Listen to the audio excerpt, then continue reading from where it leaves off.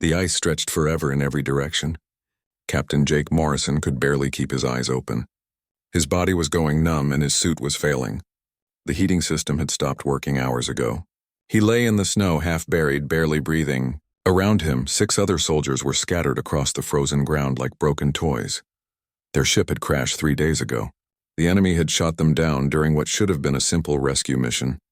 Now they were stranded on this ice moon called Terminus 9. Nobody was coming to save them. Command had given up.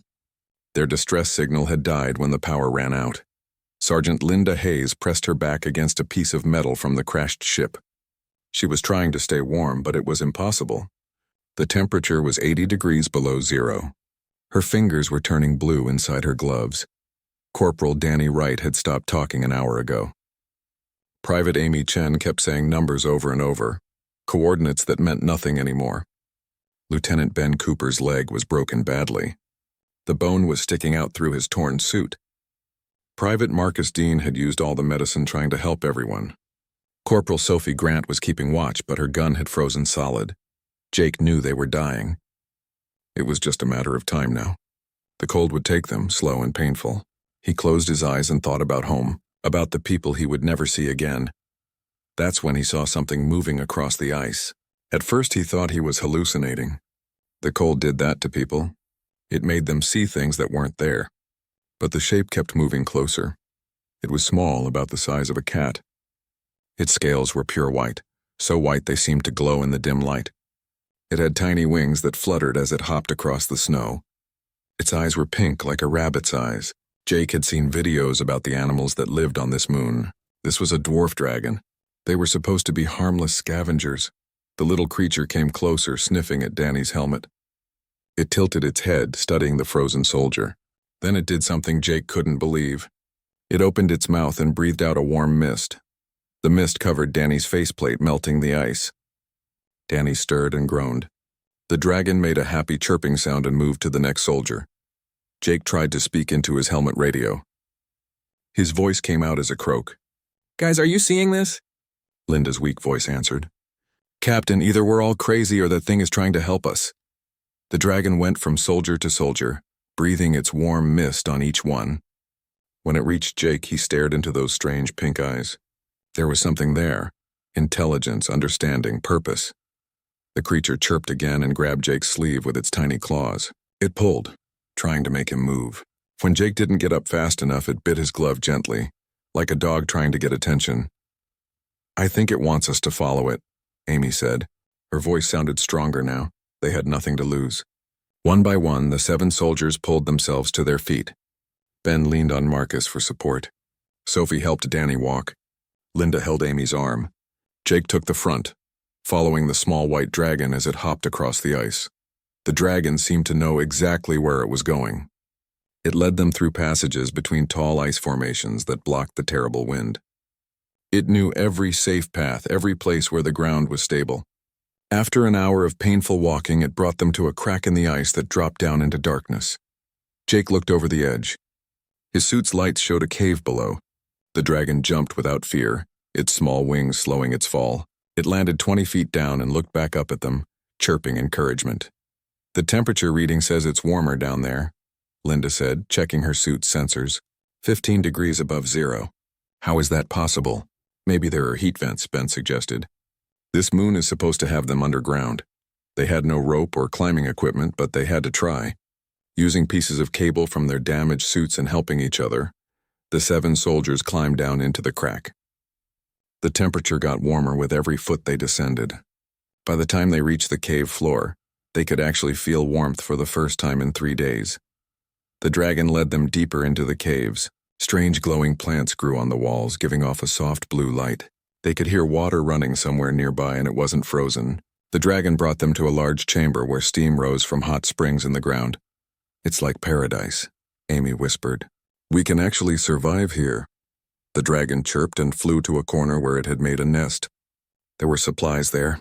Emergency food packets, power cells that still had some charge, medicine. The little creature had been collecting these things as if it had been waiting for someone to help. Jake knelt down in front of the dragon and took off his helmet. The air in the cave was warm enough to breathe. "Thank you," he said simply. The dragon tilted its head. Then it did something that made all 7 soldiers freeze in shock. It spoke. The words were broken and hard to understand. The dragon's mouth wasn't made for human speech. But the words were clear enough.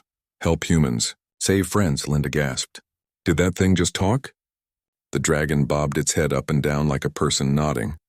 Learn, it said carefully. Listen, crashed humans before, learn words. Jake sat down hard on the cave floor. How many crashes? How many humans came here? The dragon held up its small claws, counting like a child.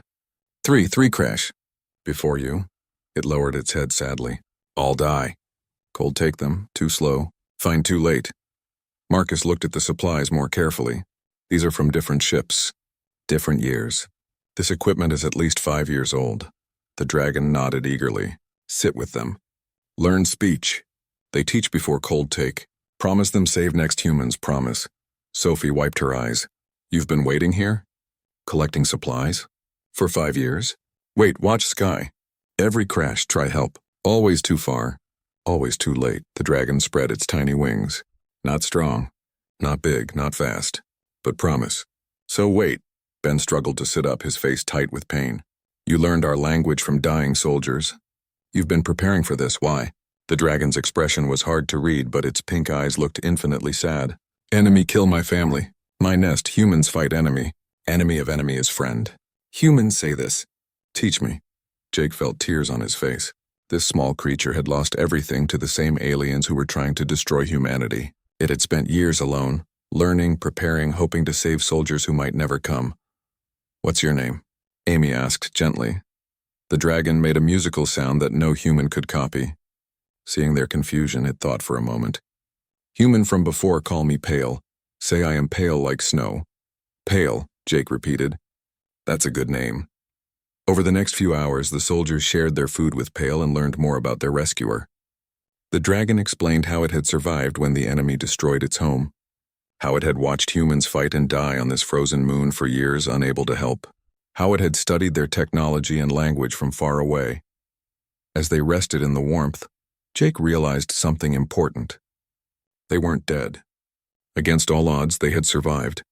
And they had done it because one small dragon had refused to give up on a promise made to dying soldiers years ago. They had been saved by loyalty, courage, and hope. Now they just had to figure out how to get home. The warmth of the cave felt like a miracle after 3 days of freezing cold. The 7 soldiers sat around the hot springs, finally able to rest without fear of dying from the temperature. Pale hopped from rock to rock, watching them with those strange pink eyes. Jake studied the little dragon. It was hard to believe this creature had saved their lives. It was so small, barely 2 feet long with its tail. Its white scales caught the blue light from the glowing plants, making it look almost ghostly. But there was nothing ghostly about its determination. Pale, Linda said. You mentioned thermal vents. Do you know all these caves? The dragon nodded its head quickly. Know all. Every path. Every warm place. Every danger. This home now. Learn every stone. Danny, who had been quiet since his near-death experience, spoke up. Could these caves take us across the ice fields? To somewhere we might find help? Working communication equipment? Pale's head tilted as it thought. Maybe. Caves go far. But enemies still patrol. Saw them, 3 machines. Walking machines with guns. They look for survivors. Always look. Search and destroy units, Sophie said grimly. They'll cover the whole area looking for anyone who lived through the crash. Jake stood up, testing his strength. The warmth and rest had helped a lot. Then we need to be smart about this. Pale, you know this place better than any map. Can you help us avoid the enemy while we look for a way off this rock? The dragon's wings fluttered with excitement. Yes, help, this is promise. Save humans. Get humans home. Ben winced as Marcus worked on his broken leg, setting it properly. Even if we avoid the enemy, we need to find a working transmitter. Our ship's wreckage has nothing left. What about the other crash sites? Amy suggested. The ones where Pale found these supplies. Maybe there's communication equipment we can use. Pale's expression changed, becoming darker. Crash sites dangerous. Enemy watch them. Use as traps. Wait for rescue that never comes. Of course they do, Linda muttered. But if it's our only chance at getting a signal out? Jake made his decision. We rest here for 12 hours. Get our strength back, fix what equipment we can. Then Pale guides us to the nearest crash site. We move fast, stay quiet, take what we need, and leave. We've been declared dead already. That means we're invisible. Time to use that. Pale jumped up and down with excitement. Ghosts. Yes, humans teach this word before. Spirits that walk but not alive. Good. We are ghosts. As the soldiers settled in to rest, taking turns keeping watch, Jake noticed Pale curling up near the entrance to the chamber. The small dragon never fully relaxed. It was always alert, always watching. After 5 years of failure, Pale finally had living humans to protect. The creature took that job very seriously. Sophie sat down next to Jake during his watch shift. That dragon has been alone here for 5 years, waiting to keep a promise to dead soldiers. That's either the saddest thing I've ever heard or the most loyal. Both, Jake said quietly. Pale lost everything and turned pain into purpose. Does that sound familiar? Sophie nodded. Most soldiers in the Colonial Defense Force had similar stories. Homes destroyed by the enemy, families killed. They fought not because they wanted to, but because they had to. Because it gave them a reason to keep going. Do you think we can actually do this? She asked. 7 half-dead soldiers and a dragon the size of a backpack against enemy forces. Jake watched Pale sleeping. The little creature's chest rose and fell in the soft blue light. A week ago I would have said no, but that dragon just did something impossible. It saved 7 people who were already dead. So maybe impossible just means we haven't done it yet. Sophie smiled tiredly. That's either inspiring or crazy. In war, they're usually the same thing. While the soldiers rested, Pale kept watch. The dragon had learned patience over 5 long years. It had learned to hope against hope. And now, finally, that hope had paid off. The humans were alive. The promise could be kept. Pale would make sure of it, no matter what. When everyone had rested, they gathered to make a plan. Marcus had managed to repair some of their suit systems using the salvaged power cells. Sophie had checked all their weapons. They had limited ammunition, but they had something more important. They had knowledge of the terrain thanks to Pale. The nearest crash site is about 5 miles from here, Jake said. Pale says there are cave tunnels that will get us most of the way there. But the last half-mile is open ice. That's where we'll be vulnerable. The enemy patrols that area every 6 hours, Pale added. Its English getting better with practice. They very regular. Very predictable. Machines do not think. They follow pattern. Linda studied the dragon. You've been watching them for years. You know their patterns? Yes, watch and learn. Always watch. Always learn. That's how survive. They spent the next hour going over the plan in detail. Pale would lead them through the caves. When they got close to the crash site, they would wait and watch. Learn the enemy patrol pattern. Then strike fast when the machines were furthest away. We get in, grab whatever communication equipment we can find and get out, Jake said. 15 minutes maximum. Any longer and we risk getting caught. What if the equipment is damaged? Danny asked. Then we move to the next crash site, Jake replied. We keep trying until we find something that works or until we run out of options. Ben, sitting with his newly set leg propped up, frowned. I'm going to slow you down. Maybe I should stay here. Nobody stays behind, Linda said firmly. We all survive together. We all get home together, Pale chirped in agreement.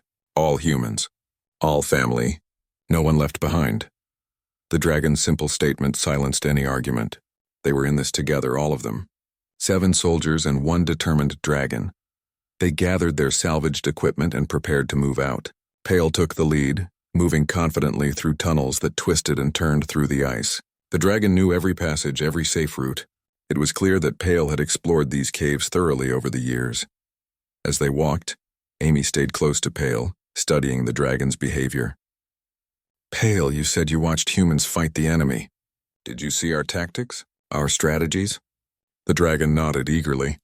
Yes, watched many battles. Humans use tricks, traps, make enemy look wrong way. Diversion, Linda said. We could use that. Create a distraction, draw the machines away, then hit the crash site fast. Distraction with what? Danny asked. We barely have any ammunition left and no explosives. Pale's eyes gleamed with something that looked like mischief. Enemy machines see heat, see movement. What if see wrong heat? Wrong movement? Marcus caught on quickly. The thermal vents. We could trigger a steam eruption. The machines would detect a huge heat signature. They would investigate. There's a cluster of vents about a mile from the crash site, Sophie said, checking her fading map.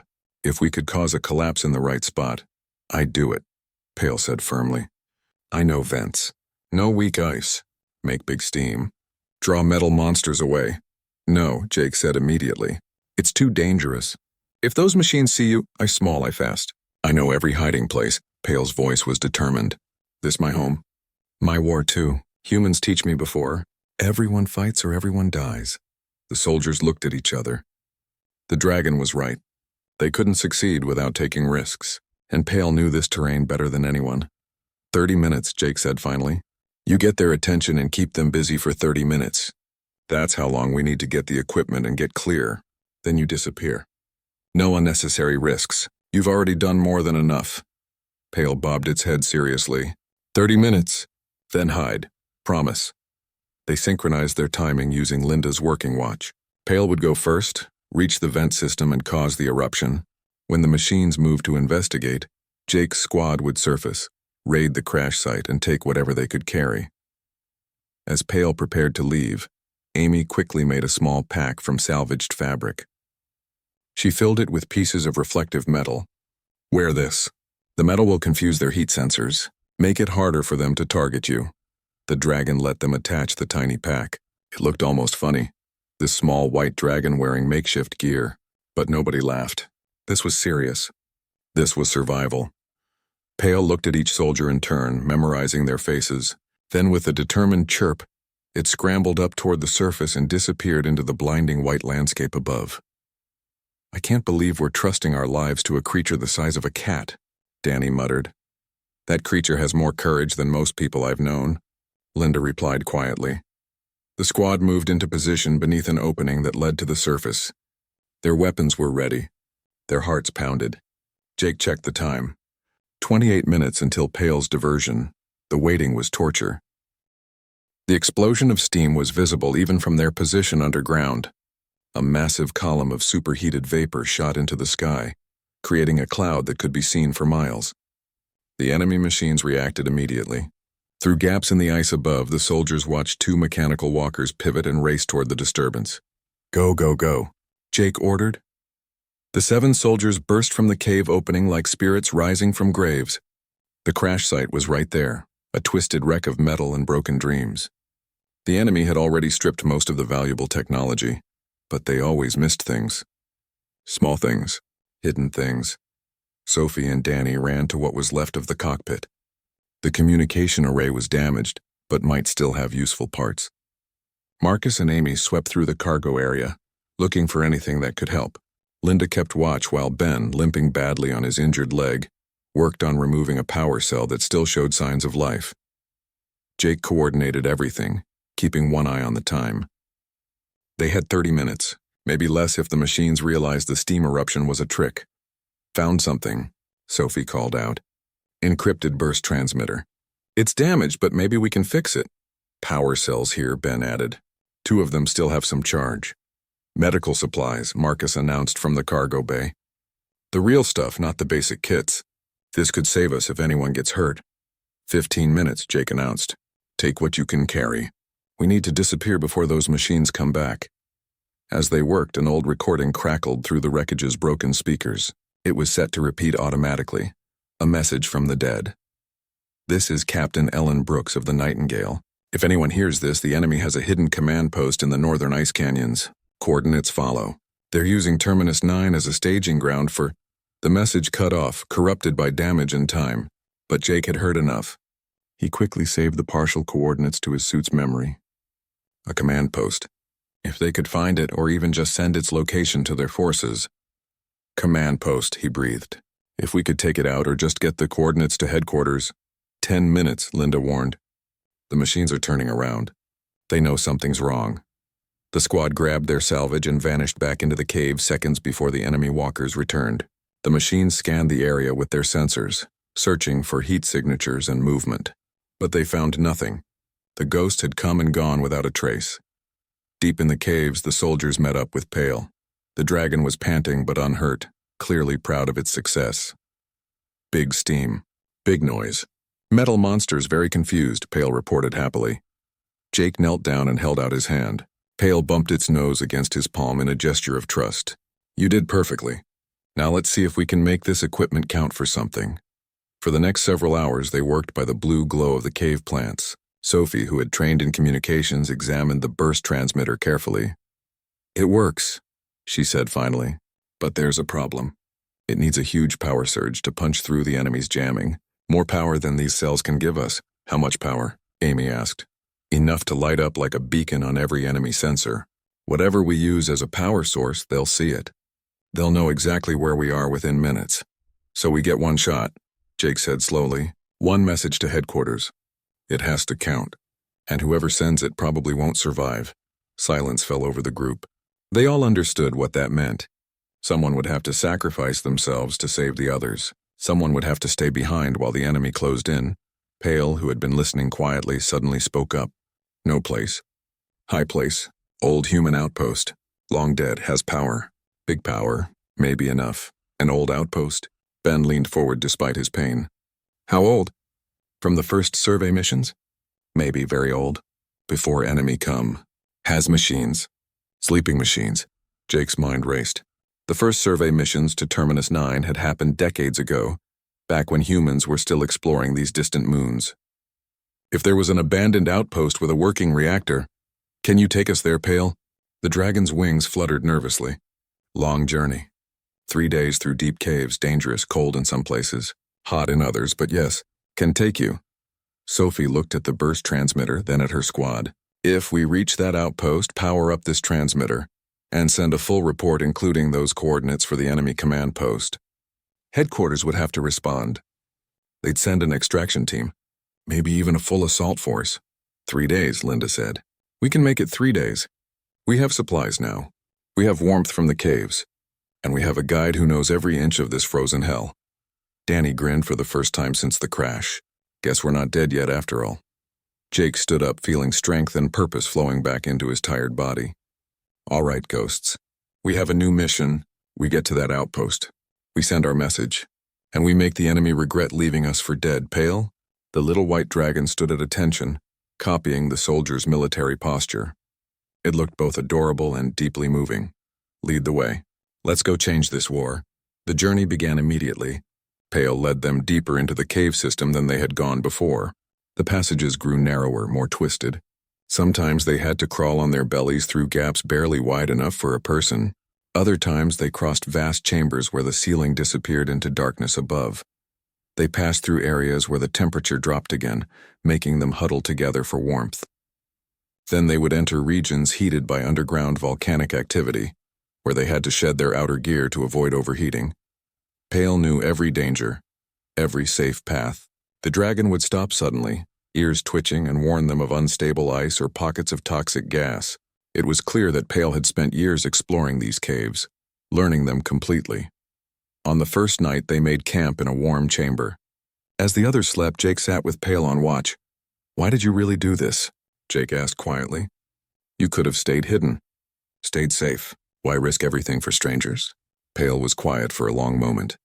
Then it spoke, its voice soft and sad. "When enemy kill my family, I want to die too. No reason to live, no purpose. But then I hear humans on radio. Hear them fight. Hear them save each other. And I think, maybe that is reason. Maybe helping others is purpose. Maybe that is how we win against darkness, by being light for others." Jake felt tears in his eyes. This small creature had found meaning in the worst tragedy. It had turned grief into something beautiful, something hopeful. "You're braver than any soldier I've known," Jake said. "Not brave," Pale replied. "Just refuse to give up. Humans teach me this. Never surrender. Never stop fighting. Never leave friend behind. You learned well." On the second day, they faced their greatest challenge. They had to cross an underground river. The water flowed fast and cold, fed by melting ice from above. There was a narrow bridge of ice, but it looked unstable. "This only way," Pale said. "Other paths blocked. Cave-in happened 2 years ago. This or go back." They had no choice. One by one, they started across. The ice creaked under their weight. Ben went slowly, his injured leg making balance difficult. Linda held Amy's hand as they crossed together. Then Danny's foot broke through the ice. He plunged into the freezing water with a scream. The current grabbed him immediately, pulling him downstream. Marcus didn't hesitate. He dove in after Danny, grabbing his friend and trying to pull him to safety, but the current was too strong. Both men were swept away into the darkness. "No!" Sophie screamed, running along the bank. The others followed, slipping and sliding on the ice, watching their friends disappear. Pale shot forward like a white arrow, flying fast over the water. The dragon's night vision was much better than human eyes. It tracked the struggling soldiers, calling out directions with sharp chirps. "There, side channel. They go there!" Jake and the others raced ahead, following Pale's guidance. The side channel was a narrow branch where the current slowed down. Marcus had managed to grab onto an ice ledge, holding Danny with his other arm, but both men were fading fast. The cold water was killing them. Linda and Amy pulled them out while Sophie and Jake worked desperately to warm them up. Pale breathed its warm mist over both soldiers, focusing on their faces and chests, fighting the deadly cold that was stealing their body heat. "Come on, Danny," Amy begged. "Stay with us. Don't you dare die now." Danny's eyes opened slowly. "Sit still here. Still fighting." Marcus coughed up water, shivering so hard his teeth rattled. Note to self: don't go swimming on ice moons. It took 2 hours before both men could move again. They had lost precious time. Even worse, they had lost supplies. Danny's rifle was gone, swept away by the river. One of their power cells was destroyed. "Can we still make it?" Ben asked Jake quietly. Jake looked at his squad. They were battered and exhausted. Any reasonable person would quit. But they weren't reasonable. They were survivors. "We make it," he said firmly, "or we die trying. There's no third option." Pale, overhearing, added softly, "Not let you die. Promise, remember? Save humans. Get humans home." They pressed forward, wet and cold but still moving, still fighting. The caves grew stranger the deeper they went. They found ruins of structures that predated humans, walls carved with symbols that hurt to look at. "What is this place?" Linda whispered, touching the ancient carvings. On the third day, they finally emerged into a massive cavern, and there, like a message from the past, stood the outpost. It was a research station from the early days of human exploration. The building was old-fashioned and blocky, but it had been built to last forever. Solar panels lined the cavern ceiling, drawing power from light that filtered down through miles of ice. Most of the panels were dead, but a few still flickered with dim light. "I don't believe it," Sophie breathed. "It's actually here." After all these years, Pale hopped forward proudly. "Found this place long ago. Sometimes come here. Machines hum. Still alive, sleeping and dreaming. Humans say this before. Teach me." Jake approached the station carefully. The main door was frozen shut, but Marcus and Danny worked together to force it open. Air hissed out when they broke the seal. It was stale but breathable. Emergency lights flickered on inside, responding to their movement. The outpost was like stepping back in time. Research notes still sat on desks. Personal belongings remained in the sleeping quarters. But there were no bodies. Whatever had happened here, the crew had either evacuated or their remains had turned to dust long ago. "Find the reactor," Jake ordered. "Sophie, start preparing the transmitter. Everyone else, search for supplies and secure the area." The outpost's computer system was ancient. It ran on technology that was outdated even before Jake was born. But Amy had studied old systems during her training. She sat down at the main terminal and began working, her fingers moving across the keyboard. "Got something?" she announced after a few minutes. "Station logs. Final entry is from 47 years ago," Captain Nathan Cross reporting. "They detected enemy scouts in the system. They received orders to evacuate. But listen to this last line. If any colonial forces find this message, know that we left a gift. The reactor is set to automatic standby. It will wake when needed. And we left the welcome mat out for whoever comes after us." "Welcome mat?" Ben frowned. "What does that mean?" Marcus, who had been checking the reactor room, called out excitedly. "Found it. The reactor is intact. It's in standby mode, just like they said. Give me an hour and I can bring it to full power." Sophie was already connecting the burst transmitter to the outpost's communication equipment.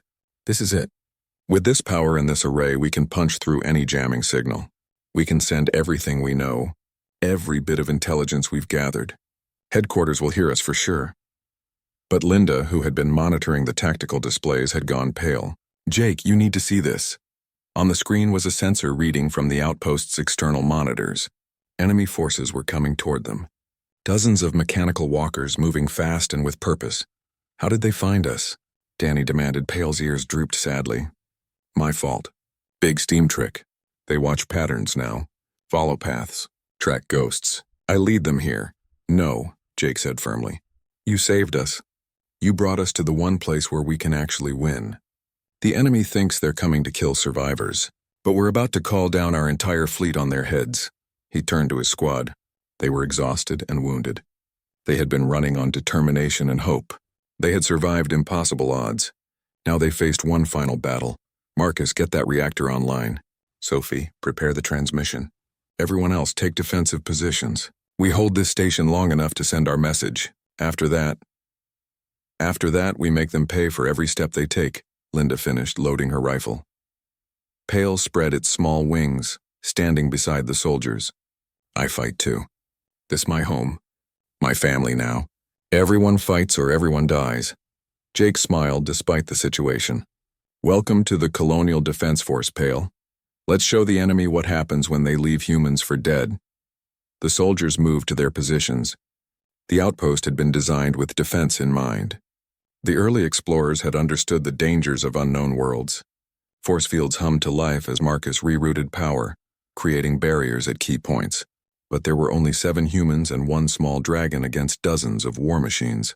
The math was not in their favor. The first enemy walker smashed through the cavern entrance with a blast of plasma fire. Sophie didn't look up from her work on the transmitter. How long? Jake called out, firing carefully aimed shots at the machine. 10 minutes to full power. Marcus shouted from the reactor room. 8 minutes to encode and send the message. Then we hold for 18 minutes, Linda said, looking through her rifle sights. Danny, Amy, take the left side. Ben, I know that leg hurts, but I need you up high with me. Keep them back. The outpost's defensive systems helped, but there were so many enemies. The machines kept coming, wave after wave. Pale darted through the air, using its small size and speed to confuse the machines' targeting computers. The dragon had learned tactics from watching human battles. It would draw fire, then disappear behind cover, leading the machines into positions where the soldiers could destroy them more easily. Left side, 3 targets. Amy shouted. Danny and Amy fought together, making every shot count. Their ammunition was limited. They couldn't waste a single bullet. They aimed for weak points in the machines, trying to disable rather than destroy when they could. Ben, high up on a platform, provided covering fire despite the terrible pain in his leg. Every time a machine tried to flank their position, he drove it back with accurate shots. Linda worked beside him, her shooting calm and methodical. Jake moved between positions, coordinating the defense, encouraging his squad, refusing to let anyone give up. When Sophie's workstation sparked from a near hit, he threw himself in front of it, his suit absorbing damage meant for the equipment. Still working, Sophie called out. Reactor at 70%. Transmitter encoding now. 5 minutes gone. 13 minutes to go. A machine broke through their left defensive line. Amy tackled Danny out of the way as plasma fire tore through the space where he had been standing. They rolled together, came up firing, and brought the machine down with combined shots to its power core. But the enemy kept coming. For every machine they destroyed, 2 more entered the cavern. They were being overwhelmed by sheer numbers. Pale suddenly shrieked a warning. A huge assault walker, bigger than any they had seen, stomped into view. Its weapons were massive enough to level the entire outpost with a few shots. That's a big problem, Marcus said, coming out of the reactor room with something in his hands. It was a makeshift bomb, built from old equipment and spare parts. But I have a solution. I just need to get close enough to plant this on its power core. Marcus, no, Jake started to say. Captain, that thing will kill all of us if it gets in range. I can stop it.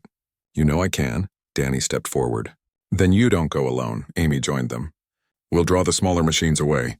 Give you a clear path, Jake wanted to refuse. Wanted to order them to stay safe. But he saw the determination in their eyes. They knew what they were doing. They knew what they were sacrificing. Make it count, he said quietly. The 3 soldiers moved out together. Amy and Danny created devastating covering fire, pulling the attention of the lesser machines. Marcus ran for the huge assault walker, the bomb held tight against his chest. The walker's sensors locked onto Marcus. Its main cannon began charging, a high-pitched whine building to a deadly crescendo. Marcus dove beneath the walker's legs at the last second, slapping the bomb against its central power core. He set the timer. 5 seconds. He tried to run, but falling debris trapped his leg. Danny saw his friend stuck and made his choice. He ran back, throwing himself toward Marcus. He grabbed the other soldier and hauled him free with only seconds remaining. They both ran as the bomb exploded.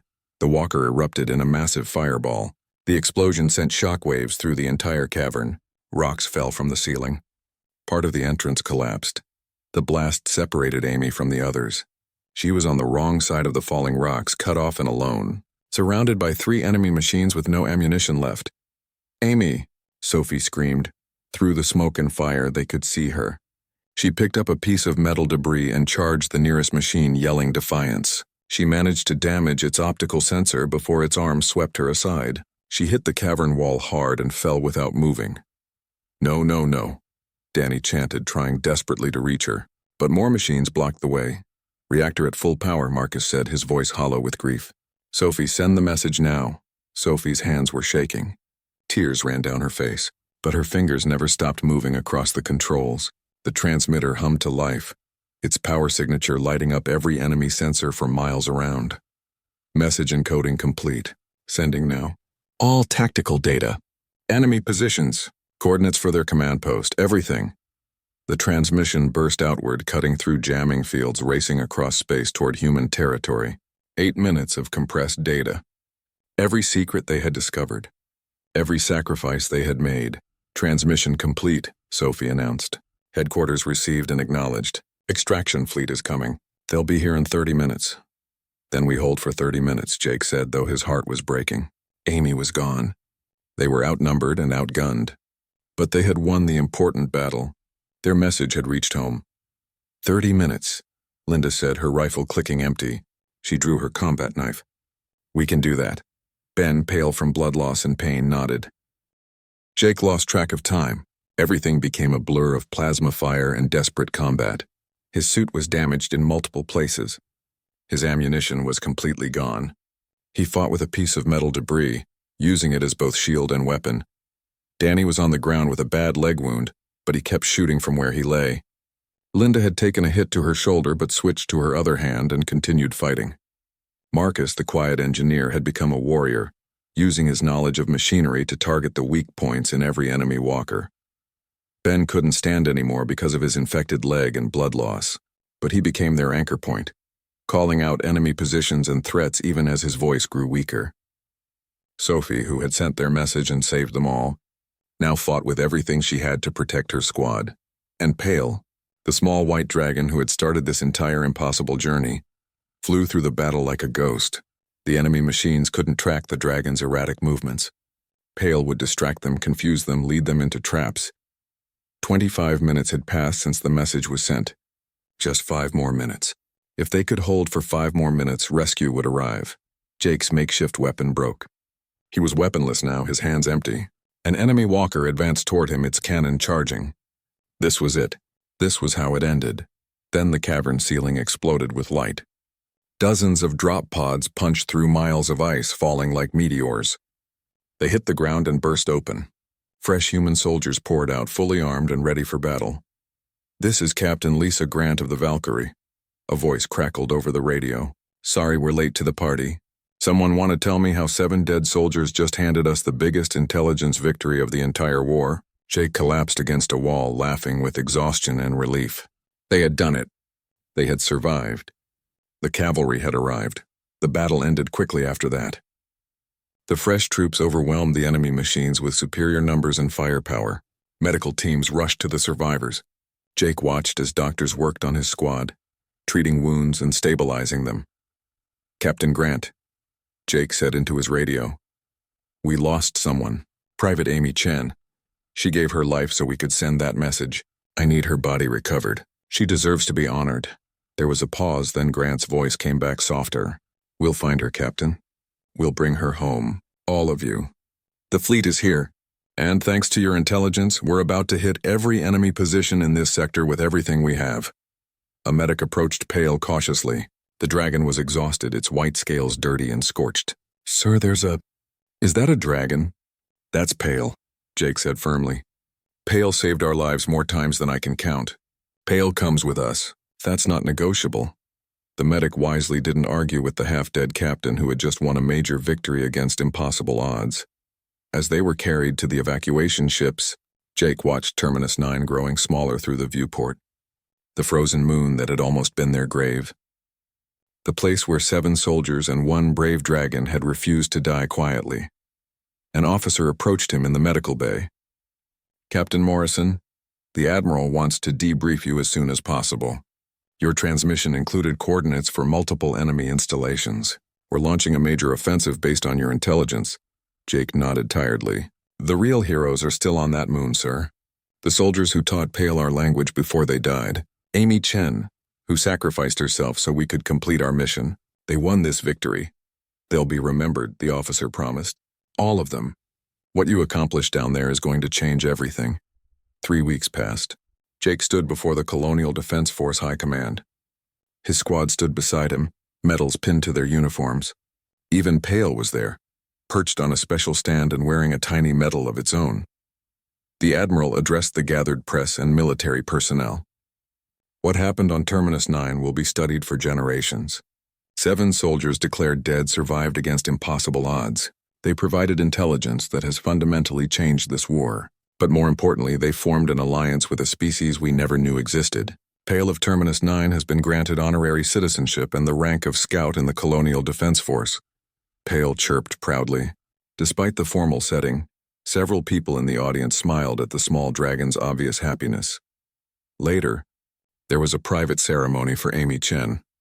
Her name was carved into the memorial wall, joining thousands of others who had given everything for humanity's survival. Jake spoke at the ceremony, his voice steady despite his grief.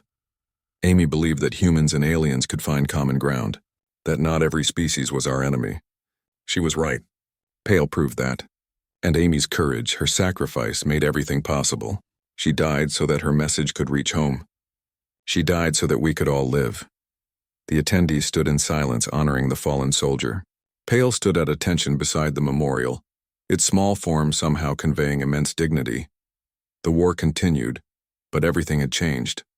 The enemy command post was destroyed in a massive raid based on the coordinates Jake's squad had provided. The tide of the war shifted.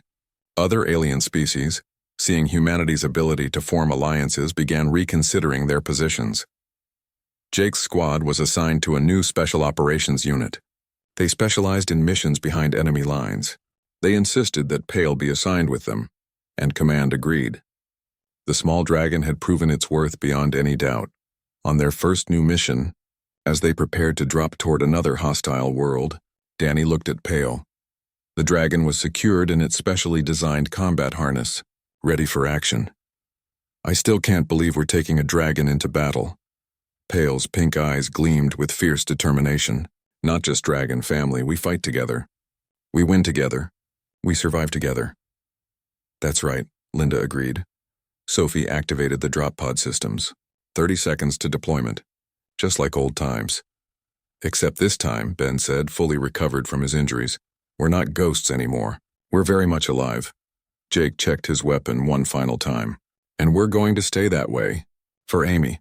For every soldier who didn't make it home. And for every lost soul on Terminus 9 who taught a dragon what it means to never give up." "They taught me about promises," Pale said softly. "Taught me about loyalty. Taught me that the size of your body doesn't matter. The size of your heart matters. I am small, but my heart is big." "Like humans," Marcus grinned. "That's the best thing I've ever heard." The drop pod doors opened. They fell toward another battle, another mission. 7 human soldiers and 1 albino dwarf dragon, falling into a war that would determine the future of multiple species. They had been left for dead once. They had survived against all odds. They had won when victory seemed impossible, and they would do it again. Because that's what survivors did. That's what family did. Years later, after the war finally ended with a negotiated peace, the Colonial Defense Force built a memorial on Terminus 9.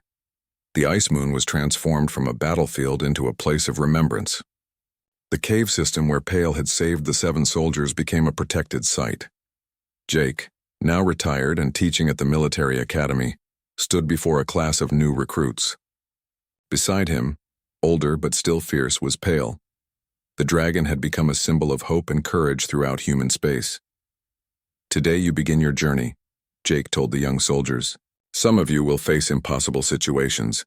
All of you will face fear. Remember this important lesson. Size doesn't determine the outcome. Courage does. Loyalty does. The willingness to fight for those beside you does. Pale spread its wings, speaking in the careful English it had perfected over the years. I was alone. I lost everything. Humans gave me purpose. Gave me family. What you give to the universe gives back. A promise kept is a promise honored. Honor kept is a life worth living. The recruits listened with respect and awe. The story of the 7 soldiers and the dragon had become legend. It represented everything that humanity aspired to be. Resilient, loyal, hopeful. That night, Jake and his old squad gathered at the memorial statue in the center of the academy. 7 human figures and 1 dragon cast in metal, frozen forever in their moment of defiance against death itself. Amy's name was carved at the base, along with her words that had become the motto of the new alliance between humans and dragons. We survive not because we are strong alone, but because we are strong together. Linda raised her glass.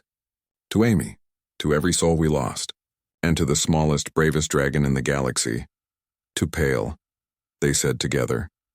The dragon made a soft chirping sound, emotional but happy. To family, to promise, to home. Above them, the stars stretched across the night sky. The war was over. Peace had come at great cost, but it had come. The galaxy was changing, becoming a place where different species could work together, instead of fighting, and it had all started with 7 soldiers who refused to die and 1 small dragon who refused to break a promise. Danny spoke quietly, looking at the memorial. Sometimes I still dream about those caves, the cold, the darkness, thinking we were finished. Then Pale appeared, Sophie added. This tiny white dragon trying to save us, teaching itself our language from recordings of dead soldiers. Never giving up on us, Marcus nodded. Changed everything. Saved us all. Saved each other. That's how it works.